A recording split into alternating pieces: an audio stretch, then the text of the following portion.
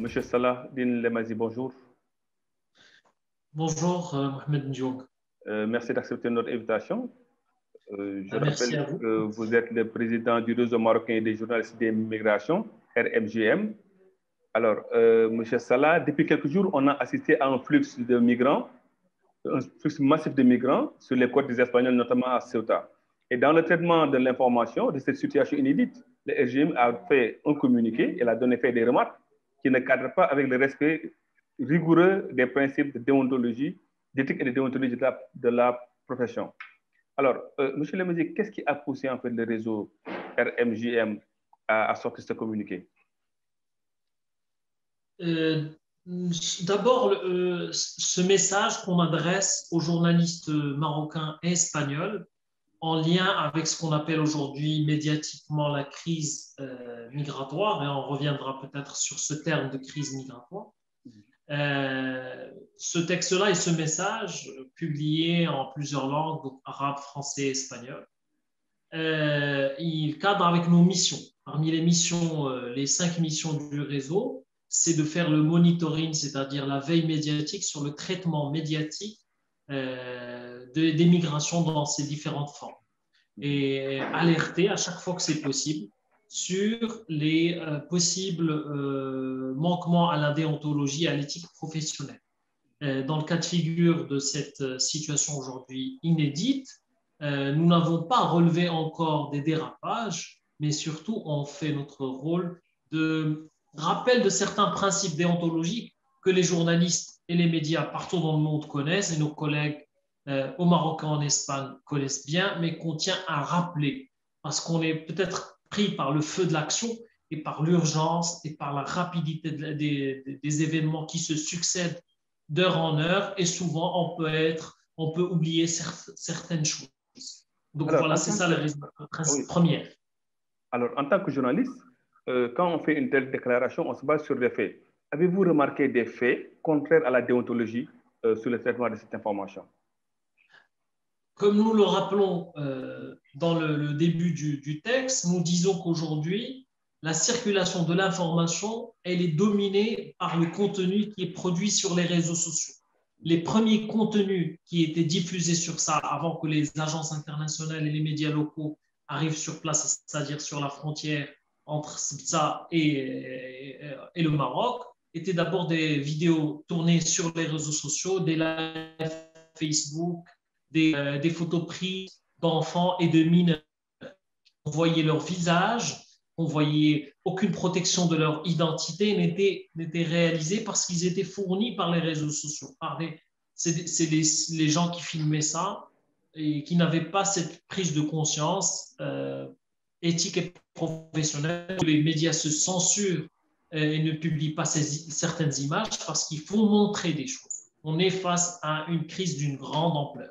Il faut montrer les catégories de personnes qui traversent. Il y a des enfants, des bébés, des nourrissons qui ont traversé. Il faut qu'on montre ces réalités-là. Mais encore une fois, il faudrait faire le contrebalancer entre le droit d'informer et le devoir d'informer et le devoir de protéger, notamment, et on insiste sur les mineurs, les enfants non accompagnés, les personnes qui sont dans une situation vulnérable, ou bien on est face, par exemple, à des situations de naufrage, on voit des personnes qui sont en train quasiment de mourir en mer, c'est des personnes qu'on doit protéger et c'est notre devoir, l'équilibre entre le droit d'information et le droit de protéger les personnes.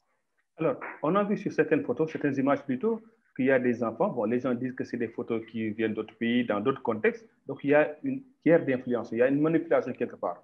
Est-ce que réellement, des deux côtés, que ce soit le Maroc ou l'Espagne, les journalistes ont pris des précautions pour vérifier certaines images? Parce qu'il y a un site marocain qui a publié une image aujourd'hui qui est sujet vraiment à question par rapport à un enfant. Est-ce qu'aujourd'hui, il n'y a pas lieu quand même de réguler? Et qu'est-ce qu'il faudrait faire quand même pour éviter dans ce genre de dérapage, s'il en existe? Je crois qu'il est très difficile pour le moment, comme on est vraiment au début de cette crise, il est très difficile de tirer un bilan global de ce qu'on peut dire, c'est qu'effectivement, comme j'ai dit, quand on est dans le feu d'action, peut faire des erreurs professionnelles. C'est pour ça qu'on demande ce que les médias fassent preuve d'être très précis, de faire attention à ce qu'on publie, ne pas être dans la rapidité, faire du fact-checking, essayer de recouper les sources et les informations, recourir à des images des agences internationales, des médias locaux qui sont présents sur place et faire attention à ce qu'on reprend sur les réseaux sociaux. Et ce que je regrette d'ailleurs, et la faiblesse de ce qu'on a, par exemple, sur les images qu'on a, c'est que l'agence officielle, la MAP, n'est sur ce thème.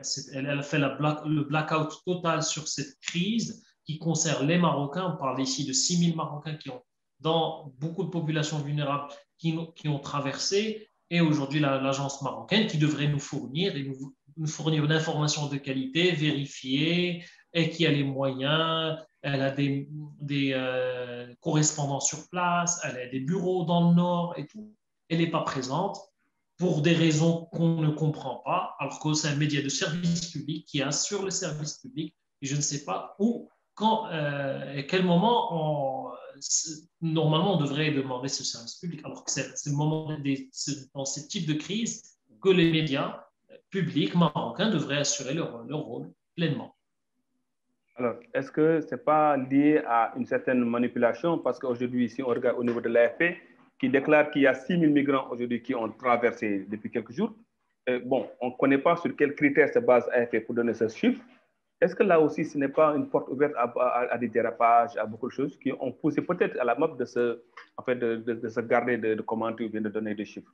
Parce que du côté des Espagnols aussi, on n'a pas communiqué des chiffres. Et ce chiffre qu'on a aujourd'hui, c'est à travers l'AFP qu'il a donné. Cette question des chiffres est importante parce que elle peut induire en manipulation. Il faut prendre avec précaution ces chiffres.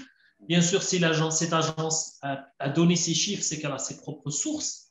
Ce chiffre n'a pas été infirmé, n'a pas été contesté par une partie ou une autre. Moi, je considère que ce chiffre-là reste raisonnable face à l'afflux qu'on retrouve aujourd'hui. Je rappelle qu'il y a eu 2000 Marocains qui sont déjà retournés, ont été déjà refoulés par les autorités espagnoles. On parle de 2000 mineurs et une reste de population qui est en train d'errer dans les quartiers ou bien dans le stade de ça. Donc, ce chiffre peut être, mais encore une fois, là, dans cette crise, on est amené à faire du journalisme. Et les médias marocains, les médias espagnols, chacun de son côté, les agences sont amenés à faire du journalisme.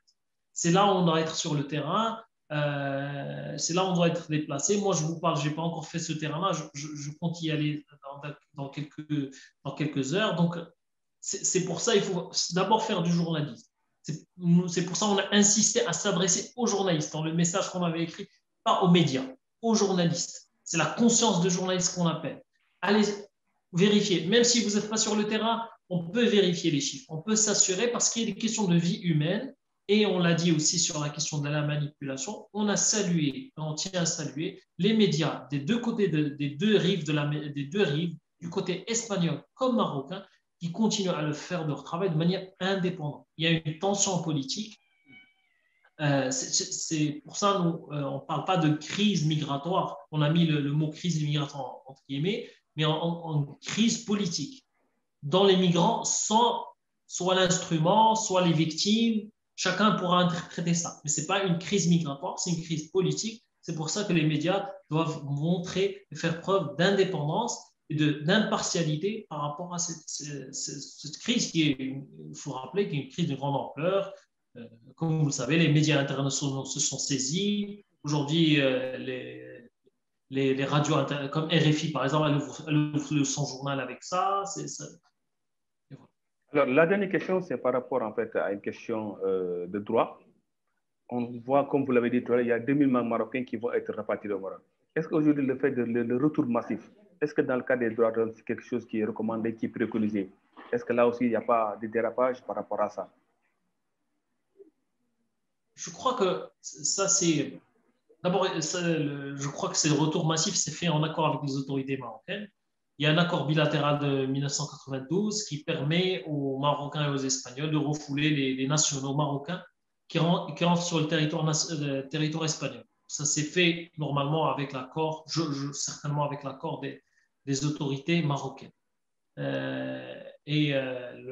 L'Espagne est en plein droit d'accueillir qui elle veut en respect des textes internationaux, du droit national espagnol, mais aussi des conventions internationales. Maintenant, l'Espagne, en termes de violation des droits des personnes en migration, elle a un archive, elle a un dossier assez consistant en termes de violation. Je rappelle que le refoulement à chaud, les pushbacks, on retrouve en Grèce, on trouve en Grèce, et la même situation se retrouve sur ces deux frontières, Sibsa et Melilla. Il y a beaucoup de pushbacks, c'est-à-dire le refoulement à chaud. L'Espagne a été condamnée à plusieurs reprises par le tribunal, par la Cour européenne de justice par rapport à ça. Donc,